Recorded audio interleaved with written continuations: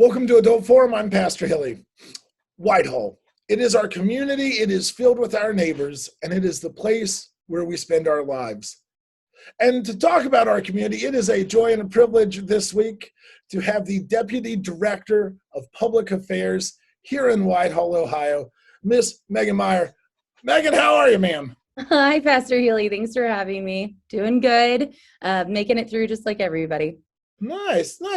And right before we started recording, you let me know that you have recently received a promotion to this grand title of Deputy Director of Public Affairs. So congratulations. That's amazing. Thank you.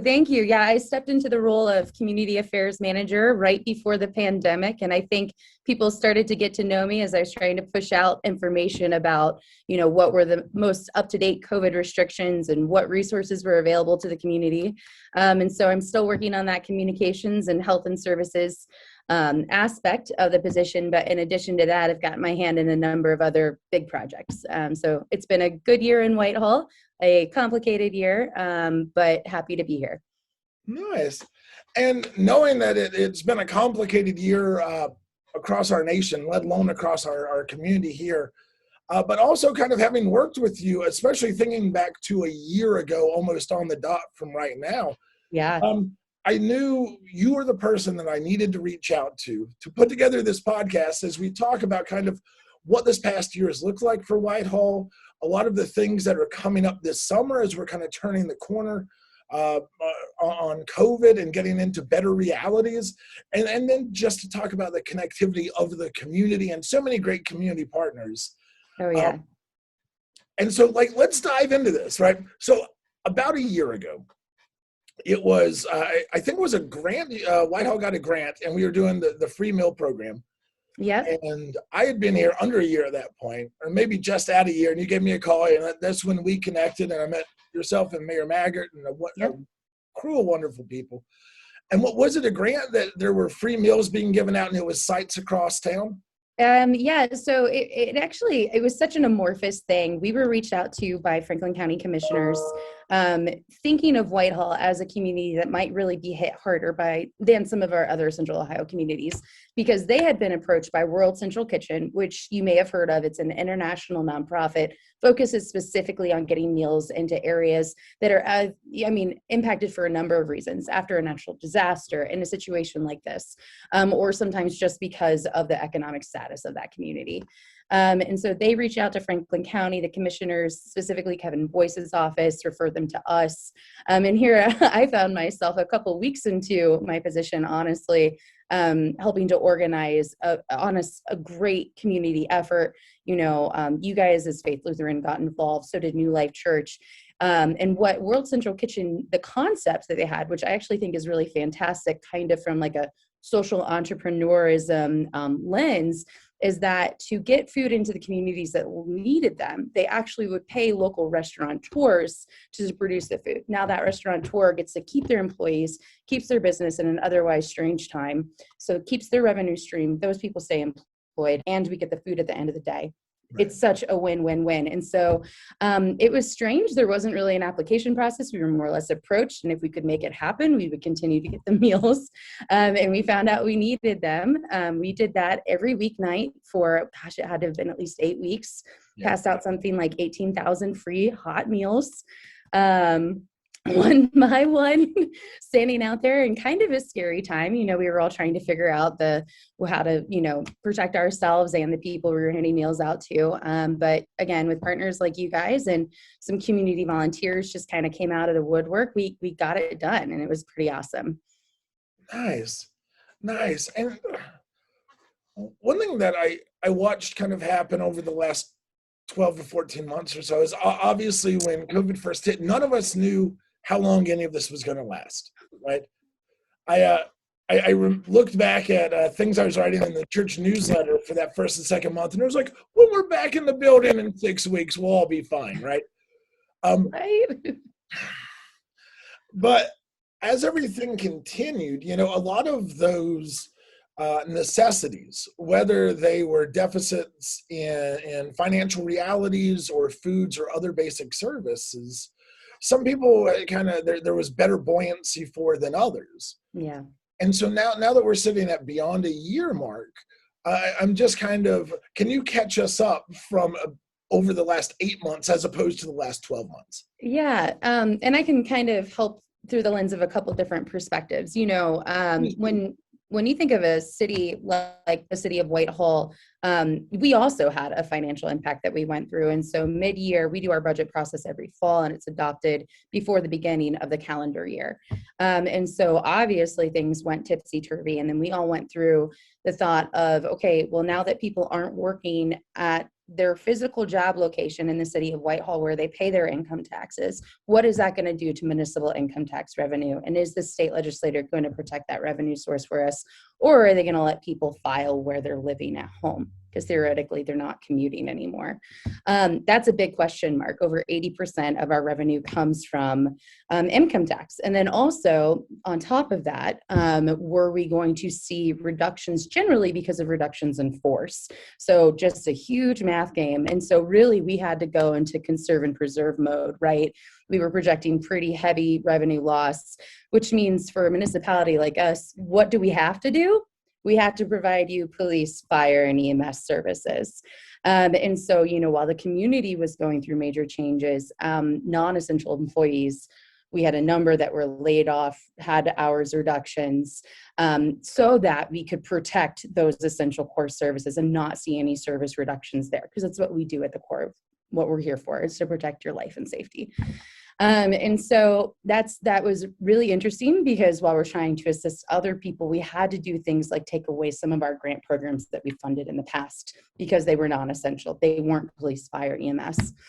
What we did end up protecting, though, was, of course, recognizing that people were going through addiction challenges and that they were certainly enhanced by the pandemic, is we did continue the Safe Station. So that's the Stop Addiction for Everyone program that the fire division started a couple years ago. That maintained, and we made sure to keep that a priority. So anybody struggling with addiction in Whitehall, or honestly anywhere, we have people come from out of state to take advantage of the program. And come to the fire station anytime, 24/7, and we will immediately place you in if you need it, an inpatient facility to help you with your addiction struggles. It's a nationally recognized program, helped, about 1,000 individuals to date, again, from all over, but, certainly here in Whitehall as well. So we knew that was important. And then we also knew that, and unfortunately, while we were telling people to stay home, the home may not have been a safe place to be. And so we do have a full-time domestic violence, oh shoot, I'm not going to say it correctly, but she's a resource for people struggling with domestic violence and looking for ways to better situations. And so making sure that we were doing communications both through the police division and through other avenues to make sure that if you were struggling with something and you were not safe at home, that you had a way to find resources. And so, those are things that they're odd. They're not the things that we often talk about and that we often celebrate as a community service, but they're things that we really had to focus on and really took seriously in the last 8 months. That being said, the outlook changed towards the end of the year for the city, and it actually ended up being okay. We did not lose as much revenue as we had projected. We were able to bring on not all, but quite a few of the people who had either had those hours reductions or had lost their job, frankly. And so that's pretty awesome, because that means we can bring back a lot of the programs we didn't see in 2020. A lot of the things that you want us to do, like the programs and events and things that make Whitehall an awesome place to live, but that just weren't quite essential enough to keep last year. So sorry, I feel like I just word vomited on you, but so from the city's perspective, that's what was going on. But there were many other lenses to look at this through. I just spoke to how local income tax revenue is important to the city. Well, that's not just like the only part of it. Our local business community is important to the city too, for a number of reasons. Income tax aside, we want to see a vibrant business community. So our Whitehall residents have places to work that are, good paying jobs, whatever, wherever you are and whatever you're doing, you have somewhere to work, and that they bring vibrancy to the community, that you can access a number of services right here in your hometown. You don't have to leave to another suburb to find them. And so we were pretty happy to be able to reallocate quite a bit of money that we got from CARES Act to little microgrants to help out some of our smaller businesses. And so we were able to distribute those at the end of the year. And I think they really made an impact. You know, we really want to see those smaller businesses just kind of keep at it. So from that perspective, it was also pretty good. So yeah. Nice. I don't know if you know this story. I was hanging out talking about local small businesses who are great here in Whitehall. The guys at Two Tones over on Broad Street. Yeah. Really good friends of mine, and I was talking to one of the brewers one night, and I dabbled in home brewing the past 5 years myself. Mm-hmm. I've been there, done that. Yep. Yeah. And so I said to the guys, I was like, hey, would you guys want to do like a charity kickback beer? Nice. Because pre-pandemic, I think it was the fourth Tuesday of every month, we did Taco Tuesday here on site. Yeah. As this free community meal. And so the guys think it's a great idea. We brew this beer together. We call it Taco Pump because it's going to pump $1.50 of every pint back to the church to pay for this community meal. Nice. It is set to go, and the beer launches on February 27th. Okay. So before we get to the fourth Tuesday of March, everything is shut down. And we're on top of this, great donation from a great community partner. Yeah. And we're just kind of sitting there like twiddling our thumbs. Then like I connect with you and Mayor Maggart, and I hear about, that meal program. And I think that the business that was providing those meals was Scotty's Diner. Yep, Scotty's Cafe in Bexley. Everybody should go eat there. Exactly, Scotty's Cafe. Shout out Scotty. Thank you, Scotty. Thank you, Scotty. And you had told me about how this whole kind of thing worked. And I was like, oh, well, that's kind of cool. You pay the restaurateur for the food, and then you just kind of hand it off. And talk about other great community partners. Uncle Will of Uncle Will's Wagon lives right here in town. He's a neighbor of the church and a good friend. And I was like, hey, man, we used to do this community meal, but we can't have people in the building. We don't have a commercial license, yada, yada, yada. And Will goes, I got a license. I have a food truck. There you go. From June until November, on the fourth Sunday of every month, we used money from Two Tones to pay Uncle Will for raw goods to do a free meal giveaway. And we started that again. We did it 2 weeks ago, where we're back in that process. That the last Sunday of every month from 4 p.m. till 6 p.m. swing by the church parking lot, and Uncle Will's Wagon is set up, and it's just like free taco meals. That's fantastic. I've got to get some more information from you, and shameless plug from my communication standpoint, I can put it in Whitehall e-update, which everybody should subscribe to. You can do that on the city's website, and I'll send you a comprehensive email every Friday of what I know about going on in Whitehall. So nice. And I'll put the city website in the description below. Perfect. Are there any other, other than the general city website, are there other places online that people can look for the who, what, when, why, where of Whitehall going on? Yeah, no, thanks for the help there. So my favorite thing to say when I'm trying to teach people about communications, and I'm not trying to diss websites here, but websites are like putting a brochure out in a cornfield. Nobody knows that you updated your website. It's not helpful unless it's on the homepage. They're not going to see it. So I like to put the brochure in busy intersections, which in Whitehall tend to be our Facebook page. We have over 7,000 people who like the Facebook page. The reach is enormous. So pretty much anything, especially the fun stuff, is going to be on Facebook. We also have an active presence on Twitter and LinkedIn if you're kind of interested more in the economic development, business to business perspective. And then we're starting to make an appearance on Instagram. Of course, in 2021, we kind of ran out of fun, or 2020, we ran out of fun things to photograph. So really, we're hoping to see that really pick up here. But yeah, I would say that. And then, for the people who may not be so inclined to be virtual like the rest of us, we do still direct mail our opportunity guide. Another shameless plug from me. It has not only city service information, but it has all of our events through the fall listed. Again, keep in mind things change if it gets better or worse. And then also a really comprehensive guide of resources for people in the community. So we pulled out a couple of our big partners, and they're listed kind of in a featured spot, but kind of A to Z, from career development to family and domestic assistance, food assistance, housing, energy, healthcare, things for seniors, people struggling with mental health or substance abuse, pretty much any resource in Whitehall or near Whitehall that you have access to is listed there, phone numbers, to websites, brief descriptions. So please take a look. If you give me a call looking for assistance, it's going to be somebody in this book already that I will be referring you to. But of course, always here and happy to help with whatever you're going through. Another shameless plug. Nice. No, good. That's, and so one of the things you said that I'm really excited about is you kind of pointed at like with all these great things that are coming up, right? Yeah. And we're starting to turn a corner. I know before we started recording, we were talking about like where we are in our vaccination journey. Yeah. And you're 100% ready to go. And I'm Sure sitting on the 100% fence, like May 12th. Come on, May 12th. It's number 2 for me. So close. With that, let's look to the future. Let's talk about things like the market on the green. Let's talk about, again, just thinking about friends of mine, the Norton Crossing, the DORA, the designated outside recreational area. Yeah, refreshment. You got really close. Refreshment Really area. close.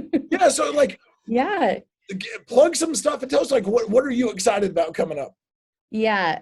So, just on May 1st, this past weekend, we opened up the Kelly Green, which is that new park space that you're referring to inside Norton Crossing, which for people who aren't familiar, that's at the, southwest corner of Broad and Hamilton. That just opened up. They are still leasing if anybody's interested. It's a fun community to live at. It's got the new old Bag of Nails, and then of course our new park, which is really an urban park. We had some people say like, hey, where's the playground? It's not really that type of park. It's more meant to be programmed both with family and adult activities. And so we opened that up, and we also unveiled the name of the pavilion that's there. That is the Buyers Auto Pavilion. They very generously helped make that happen. And the green area, we've actually received a private donation to program for the next 5 years. And so we're going for it. We are going to have, I think, 4 days a week, there will be some kind of program out there. The first one that I think I am the most excited about is our new farmers market. And in fact, it's Whitehall's first farmers market. We're calling it Market on the Green every Tuesdays. We've been saying the time is from 4 to 6:30 for the market itself, which that's true. But then some of the other activities, the ancillary things, are going to go to 7.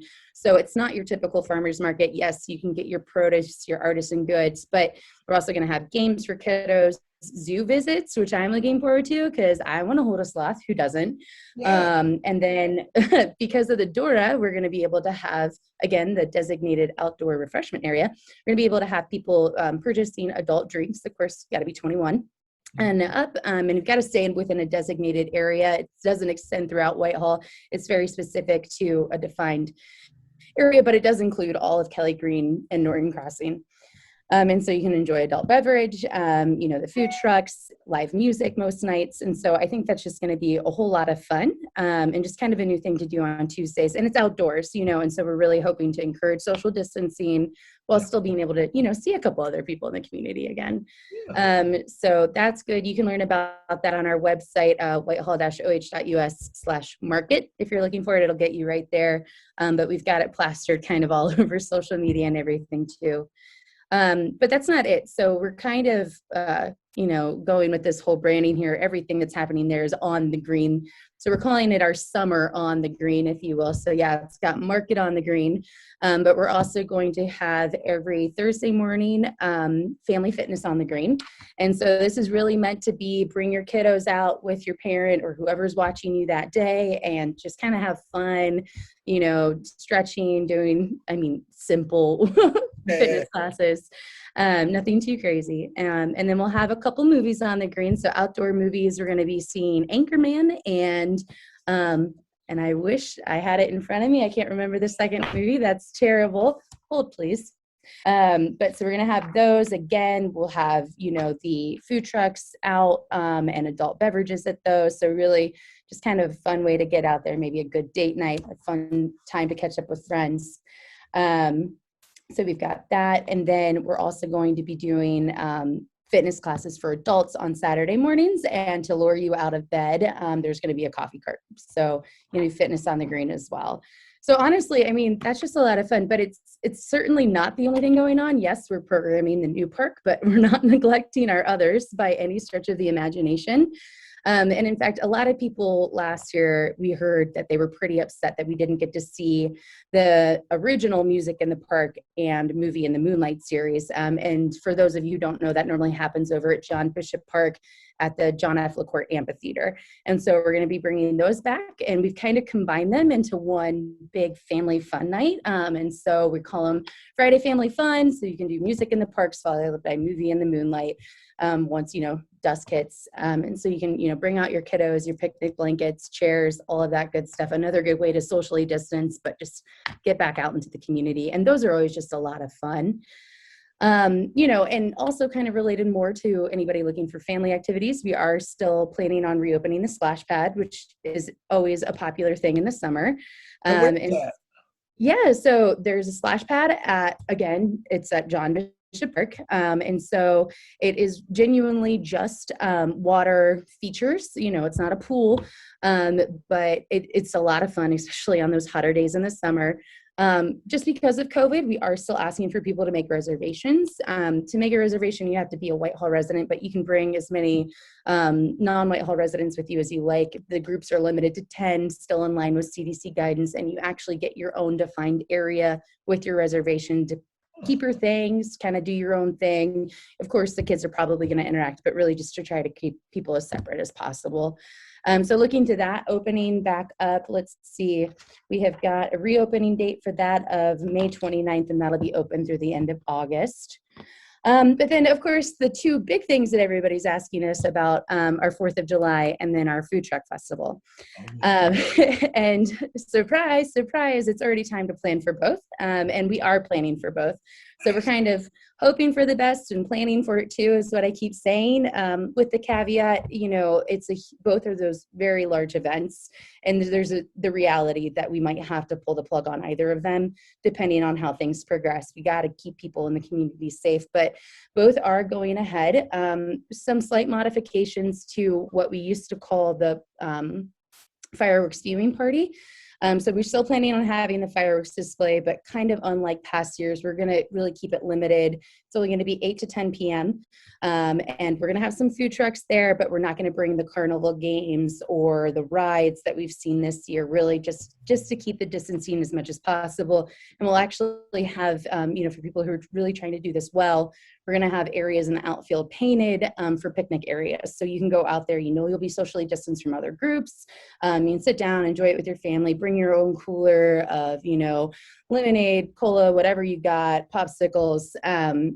It's not exactly the event we all want, but we're excited to still be able to do something this year that we know will be safe. And so that's going to be Friday, July 2nd. All the residents were mailed their tickets. They get 2 tickets mailed to them with their opportunity guide. So that hits this week, but if you need more, you can come by City Hall and grab them too. And so that's good. And then happy to report that the Food Truck Festival is going forward. I mean, we are honestly planning this full steam ahead. We're, planning for the largest event we think we could possibly hold, knowing that we might have to scale it back a little bit as we get closer. But we've got an awesome lineup of food trucks already committed, marketplace vendors. And I can't tell you who our headliner is, but it is another country music star. It is somebody and so that should be a lot of fun. And that's going to be Saturday, July 31st. That is a free event. Entry is free. You got to pay us for the food, as well as the adult beverages on that one as well. But that event's going to look a little different too. We're not, just letting everything go to chance. We're planning to socially distance people. And in fact, in front of the city stage where all of the musical acts will happen this year, we are going to have a seated area. Unless everything gets amazingly better and there's no need, we are planning to seat people in front of the stage again in pods, socially distanced. So a logistical nightmare, but hopefully a lot of fun once we pull it off. And then the other change to that is that the kids zone won't necessarily happen. Bounce houses in a time of COVID probably just aren't a best practice. So that's a temporary thing that we won't see this year, but of course, when it's safe to do so, we'll bring it right back. So I have so many questions. The first being, okay, I should pause for questions when I'm going through these things. I'm sorry about that. No, you're on your roll, and I'm like, I need to have questions just to let you like I need to catch breathe. up with yourself. Have a little Yeah. water. No, but that's so. My first question was, as you were talking about the fireworks thing and the little areas where you and your family could have a picnic. Yeah. You said, and you could bring lemonade or cola, and I was like, who says cola? I was just trying not to say beer, right? I was just like, how do I phrase this? Bring your non-alcoholic beverages, guys. Okay. Like you said that, I was like, I'm gonna have to translate. I'm gonna. Yeah, what is that? No, honestly, I know everyone's like, do you say pop or do you say Coke? I normally would say Coke. I don't know where cola came from. Here you go. No, it's all right. Sometimes you just reach into the aether and it's there, right? This is just what came out. Yeah. Second question. With the re-release of Fearless, Taylor's version, is our headliner Taylor Swift? Fearfully not. No. So sorry. T Swift was just busy that day, I guess. Yeah, I don't have her on speed dial yet, but I can work on it. I mean, as long as she's not playing Michigan that day, nobody's going to be. There you go. Let's be honest. Yeah. Also, no, but we'll be making that announcement soon. We're really looking forward to it. I think it's going to be a lot of fun. And some other, aside from the headliner, we've got a whole nother lineup of some local artists coming into, which is always a good time to see them kind of open for the bigger act. So yeah. Heck yeah. As you're planning for things on the green, and especially like kind of community spectacles, if you will, you said that you're going to have the visit from the Columbus Zoo. Yeah. I've been training since I was 20 years old to fight a kangaroo. And how does one train for that? I don't want to lay it out in case one's listening. Oh, okay, sure. Right. Yeah, it's got to be a surprise attack. Okay. Exactly. But I have a theory. If you can connect me with someone at the Columbus Zoo, I will gladly. We can do this as like a fundraiser for like social services in Whitehall. I will gladly fight a kangaroo. Well, as long as PETA isn't going to come knocking, I guess we can talk about it. That's it. I want to say a slow yes is better than a fast no. There you go. We can talk about it. Yeah, but the zoo is going to be a lot of fun. I'm hoping that they're going to be able to get out there more than one time. But regardless, those kinds of things are just a good time. I'm sure that we're going to have COSI out there, groups like that, just to kind of bring another interactive element to it, to give you another reason to come out. Also, just to throw it out there, I know, we talked a little bit about some of the resources that are available to residents, whether they, have needed these resources for a long time, or if it was induced more by COVID, it doesn't really matter. Whatever you're looking for, we are going to be accepting SNAP and produce perks at the Market on the Green. And so you can bring your documentation and we'll issue tokens at a welcome table. And so that's awesome. Now, not all vendors have to accept that. That is the caveat. It is optional. But we are looking forward to being able to assist people through those programs at Market on the Green as well. Yeah. Nice. That's awesome. So when we talk about something like the Market on the Green or the fireworks thing on July 2nd, or even the food truck festival, I mean, I do really small events and I'm really thankful for a lot of my community partners. Absolutely. I can't imagine what that looks like on y'all's end, the city office. Before we started recording, I said, how much of your life is like the comedy Parks and Rec? Yep, and I'll do it again. I've got Leslie here to guide my way, because it is real. It's collaboration both with businesses and some of our just awesome community organizations in town to make these happen. I don't think a lot of people realize that Food Truck Fest is heavily underwritten by our local businesses. And so, we don't break even on that event. We do end up spending a little bit of money from the city's perspective. We see it as a good way to build community pride and to kind of bring people to Whitehall that may not otherwise have a reason to come see it and check out all of the amazing things that have really happened in the last 10 years. So really, it's a great investment, but it's really, really made possible because of our business partners. And so that's absolutely fantastic. And then, of course, we have to work closely with our civic partners on that. Whitehall City Schools, shout out to them for their assistance with helping us with the 4th of July viewing party every year. And so that's always awesome. And then, whether it's events or it's, what I mentioned earlier, things like in the resource guide, working with the nonprofits, houses of worship in the area.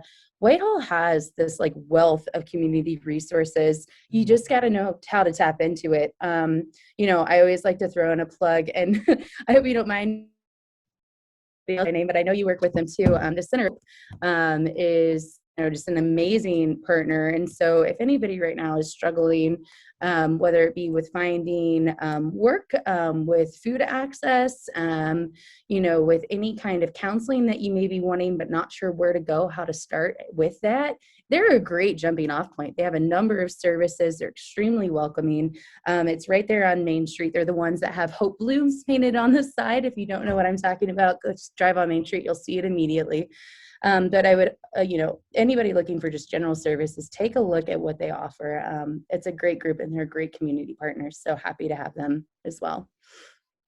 So when you talk about the physical pamphlet about the upcoming activities, is that also a great one-stop shop for all of these great community partners and business partners and XYZ? Yeah, absolutely. Shameless plug. That's what I'm talking about. Opportunity guide. I was definitely referencing it for some things, so you can find, for instance, our Summer on the Green schedule right there. And then the thing that I really hope people do take time to look at starts on, what page am I on? It's page 21. We got your community resource guide. Starts out with a call out for some of our main partners and some of our civic partners, people from the Lions Club to the Kiwanis to the Rotary Club, that kind of do that kind of work, as well as the Pride of Whitehall, which people should always know about. But then it goes A to Z, pretty much anybody we could think of in the community again. And speak of the Hope Blooms image, there you go. Really anything you'd be looking for, from, again, career services like Dawson, for example, to food assistance, anybody that's providing food, or even just how to find food. Some people are like, well, they never knew that Fresh Track was a thing, or to call 211. They're pretty simple things, but sometimes people just don't get that information. And so just trying to make sure they get that. So it's a good guide for that. It's a good guide. The last couple of pages are full of the events that we've committed to so far. And so, yeah, definitely take a look at that. It's also available at City Hall if somebody didn't get mailed a copy. Some of our multifamily homes don't get those mailed. And so come pick up a copy, or you can also find it online, of course. So nice. Well, Megan, I want to be respectful of your time, and I want to thank you. But before we go, if you have a second, 5 questions. Okay, 5 questions. I'm ready. All right. I love this. Favorite metro park in the Columbus area? So I live right next to the Sci Audubon, so it's got to be that, just because I'm there all the time. Nice. Yeah. Favorite restaurant in Whitehall? Oh, in Whitehall? Oh no, you're gonna make me play favorites? Okay, that's not fair. I love you all, first of all. Oh no. Okay, I honestly go to. I'm just going to say it. Okay, I really love the Mad Greek. I'm sorry. I don't mean to make any chasm. I also love King Euro. I'm sorry. I love you both, but I just had to pick one. Okay? Is that a turf war? Oh, I cannot speak to that. I can neither confirm nor deny. No, I think that they're both operating in this amazing Greek food space, and they have different things to offer. And I would recommend both to anybody. What? As a CAP grad, you were either like a Bex and Pizza Plus kind of person, or you were a Rubino's person. Gotcha. Yeah, I have like different things at each place that I like. Like I really like the chicken gyro over at King Gyro, and then honestly, today I had the Mad Greek, and I had the beef shawarma, and it was amazing. Also, shout out to both of their fries. I'm a potato person always, and both have delicious fries, so you should have those always. I don't know why we would get a salad. Just throwing that out there. It's not necessary. All right, number 3, and I will judge you on this one. Favorite ice cream, ice cream vendor in the city. Oh, okay. Well, we need more in Whitehall. So anybody out in the ether who would like to bring their ice cream shop to Whitehall should tell me, because we can make that happen. But I mean, I'm honestly so torn, because I've loved Jenny's forever. And I know they're not in Whitehall. And, you know, I used to work in Upper Arlington, so that used to feel like something I could say very happily, like, I like this product and it's from here. But I honestly stop at Johnson's in Bexley like every other day. So yeah, I got to give to Johnson's, and I'm not going to lie. And they have this Buckeye Blitz that is like my favorite thing. They also make ice cream Buckeyes, which is a revelation, and you should eat those every day. Yeah, they're delightful. They look just like a Buckeye, but it's peanut butter ice cream and a chocolate shell. So good. You're welcome, Johnson's. Yeah, I would have accepted either Johnson's or Grader's. Okay, yeah. Grader's is also excellent. I just happen to frequent Johnson's. No, yeah.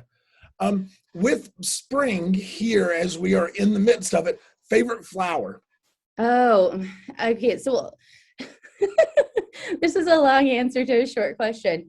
I have had hydrangeas bloom and have already killed them in the spring, which they bloomed too early, which is why they died. But it's always hydrangeas. I am a sucker. It's what I had at my wedding. I just think they're gorgeous. But yeah, hopefully I'm able to coax those ones that died back into life. We'll see. I'm still learning this whole green thumb thing, but it's all right. Nice. Yeah. Number 5, thing you're most excited about in the year ahead? Oh my gosh. Well, I've got to be honest. I know I mentioned this to you before we got started, but I am expecting. And so I think it would be a shame for me to not mention that that is definitely what I'm most excited about in my personal life. How could I not be? But in Whitehall specifically, I have kind of been like quarantined from the residents. And so I know a lot of you guys by name. I've talked to a lot of you guys on the phone. I can't wait to meet you at community events, put a face to a name, because in my position specifically, it really helps. And I'm always the kind of, if you have a disagreement, let's have a cup of coffee. You know, like, I just want to talk with you face to face. Let's figure this out. There's no reason we can't. And so when we're able to do that again, it'll be a major relief to me. And I could shamelessly plug so many awesome projects, from the redevelopment coming on the northeast corner of Broad and Hamilton. And I'm not trying to diminish any of those individual things. It's just, I want to see people again. So yeah, very excited.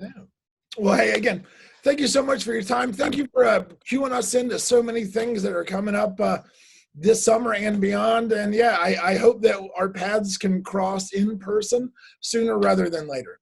Absolutely. Same here. I hope to see you out at some of these awesome events. I'll be there. So thank you for having me on and for the opportunity to share with everybody.